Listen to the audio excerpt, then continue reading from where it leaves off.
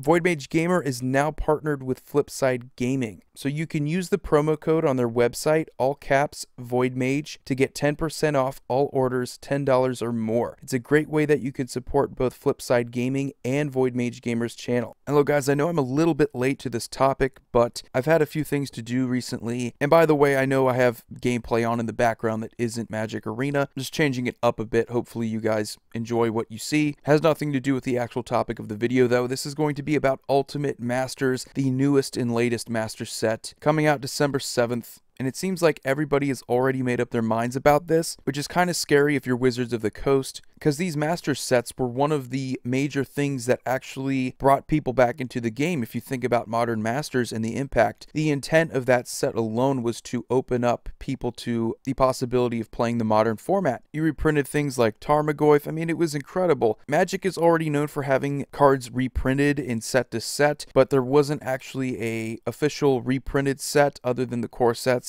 And those weren't really intended for modern play. It was just intended for standard cycles. So having something like that with the intent of giving people valuable cards that were actually playable in these outside of standard sets, I thought was pretty cool. And then what they eventually did was give it a sequel. They gave it Modern Masters 2015, which wasn't as good, but I still think it did its job. It allowed people access to certain cards like Karn Liberated, Vendilion Click, you know, pretty popular cards. They followed up that set with Eternal Masters, which everybody kind of lost their minds with that. It seems like it's a sensation to sensation kind of thing here, and they want to keep repeating that pattern. I would say Eternal Masters was when we really started to say, okay, was this really as good as it could have been? Because I don't think we were as disappointed with Modern Masters 2015. The original Modern Masters was just stacked. It had a ton of value in there. You weren't really going to compete with that anyway. But with Eternal Masters, the aim was a little bit different. It wasn't just about getting people involved in Modern. It was about potentially getting people involved in Eternal formats, mainly Legacy. Well, that already had a problem because Legacy is pretty much inaccessible unless you're able to reprint the dual lands. If you're unable to do that, it doesn't matter if you're able to get a playset of Force of Wills, you're still a few $1,000s away from completing your super competitive Legacy deck. But then again, it wasn't actually called Legacy Masters, it was called Eternal Masters, so that was forgivable. But the goal was instead to just give people cards that were outside of the modern format, outside of the standard format, reprinting more expensive cards, more valuable cards, allowing people to play in formats that they probably wouldn't want to before. Even if they can't afford it, it at least promotes the interest in these formats.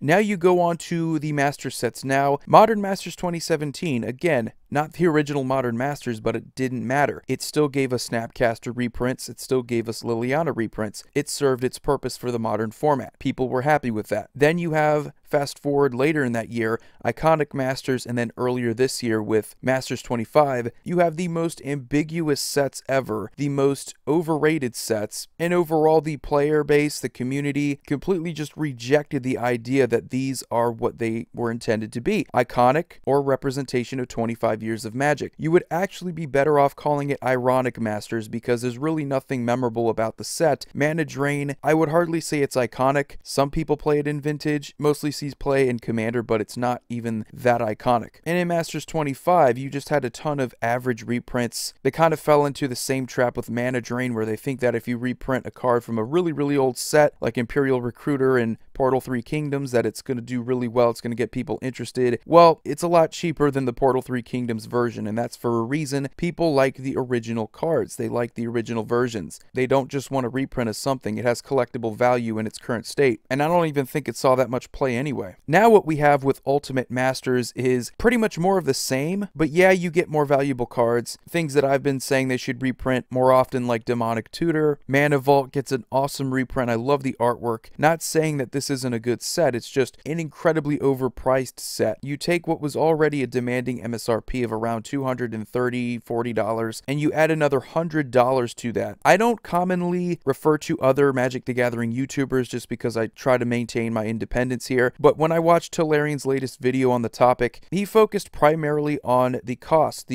of it, the entire booster box compared to what you can get for the 3-pack draft pack thing from Walmart. Per pack, you're actually probably better off getting a bunch of those from Walmart than you are actually getting the entire booster box from your local game store, and you're actually spending an additional $55 on what the box topper is. You just get a little promo card, which is one of 40 rare, uncommon, mythic cards given this extended border kind of treatment. And it looks pretty cool, but some people have said it's from the vault foiling and it's not as good. I don't really care about that. It's the entire cost of it. It's really milking whatever you can out of this Masters sensation, because that's all it is at this point. It's a sensation. Everything has to be ultimate. Everything has to be iconic. Everything has to encompass 25 years. Everything's a 25th anniversary special. At this point, I would say that they're more or less trying to copy other card games like Yu-Gi-Oh! And Pokemon. Even if you hate those games, take a look at how they advertise them. Even when it comes from Magic the Gathering's gift box packaging looking a lot like Pokemon's packaging, and just calling something ultimate, calling something iconic, mega, collector set. That's a lot of what Yu-Gi-Oh! Does as well. You have the Megatins there, and they reprint a lot of cards. The only difference, though, is that I think both Pokemon and Yu-Gi-Oh! Actually have more affordable reprint sets, because, you know, they don't expect their market to be loaded. You know, just reading the article on Wizards' webpage, they did say that this was going to be their last master set for a while, so they're probably going to go back to it eventually, so it's not a complete end to the series. However, it's a good end. I think people are getting tired of it. You oversaturate the market with these. LGSs are hurting because of iconic Masters 25. They just can't sell this stuff. Nobody's as interested in it because the entire purpose was making money. The entire purpose of Ultimate Masters wasn't giving players what they wanted. It was making money. That's why it's over $340 MSRP for one of these. Tellerian also brought up a pretty good point that because the players are probably not going to want to buy this as often at the MSRP, that it's going to be lowered by the LGS. A lot of LGSs may actually lose significant money on this just so that they can sell this and satisfy the player base that they have. Yeah, they're getting nothing out of the deal, but at least you're able to move these boxes. Players can get the master set that they really should have gotten at a cost that was much more affordable. Yes, card for card, this set is better than the previous two, but it doesn't mean you should pay out the ass for it. It really cost them only 3 cents maybe for the box topper, and that's included in the rest of the stuff that's pretty much the same. The 24 packs, the packaging's the same. They're literally spending no more money than they did before. So this is just pure greed. They're trying to make as much money as possible off of this, and I think it's really going to show from a lack of sales, hurting LGSs, the inability to move this product. Think about the distributors that have to harass local game stores that just don't want to have the floor covered in these that aren't going to sell. Because a lot of LGSs just don't want to break even on this. They want to make money on this too. It's just a terrible situation here. I will say that it is very difficult for them, but we're at the point now with the oversaturation of products, it really isn't surprising anybody anymore. It's not a sensation to anybody anymore. It's just a product that is announced out of nowhere that really started because people weren't getting their orders fulfilled for the Guilds of Ravnica Mythic Edition. So they were sent this as compensation, as sort of an apology. And yeah, that's cool, but could we please just stop acting like this is the next biggest thing, because it really isn't. This is the next biggest cash grab. Again, with Tellerian, big props to him for actually calling this out. It's not a bad product. The product itself is not bad. The way it's handled is terrible. The way they've handled their product lines has been terrible. It's way too much, and it grossly misrepresents what the product is actually supposed to do. What I would recommend if they ever want to return to these master sets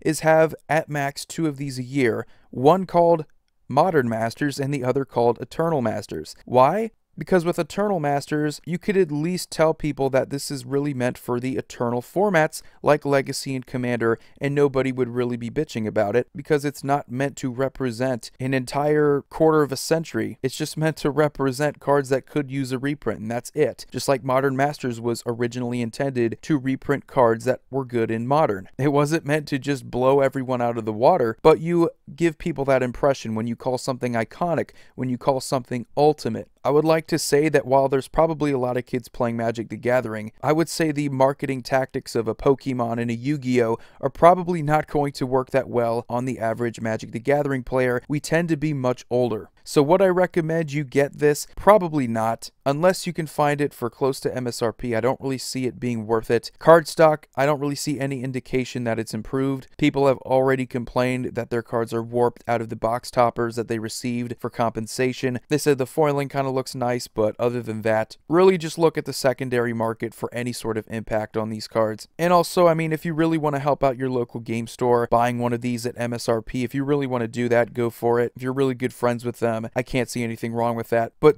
paying $100 more for what is essentially the same product line, it doesn't cost them really much more than it did before to make this kind of product, and they're acting as if the secondary market applies to them. Manufacturers are not supposed to really care that much about the secondary market. That's our job. We're supposed to assess it, and then you eventually get a really good set that is sold on the secondary market like Modern Masters for way more than MSRP because it was a good set. Sad to say that probably the opposite is going to happen, kind of like with Iconic Masters, people selling that for way below MSRP, people selling Masters 25 below MSRP. I would rather the MSRP be something more realistic. Keep it at the same price and give us the same exact cards. If this is truly Ultimate Masters, let the market decide, let the player base decide. It's not necessarily a bad thing if these Ultimate Masters sets are harder to find. That means that they were successful. That's the entire point. These are valuable cards. You're not going to move as many of these. It's doomed to failure. Thankfully, they're going to be ending this soon or putting it on hold for a while. Don't know. They said they're going to replace it with more products that are going to be featuring reprints. Who knows what that means? They may just rebrand Masters as something completely different and pass it off as a whole new product. But anyway, hope you guys have a wonderful day. Void here signing off. See you all next video.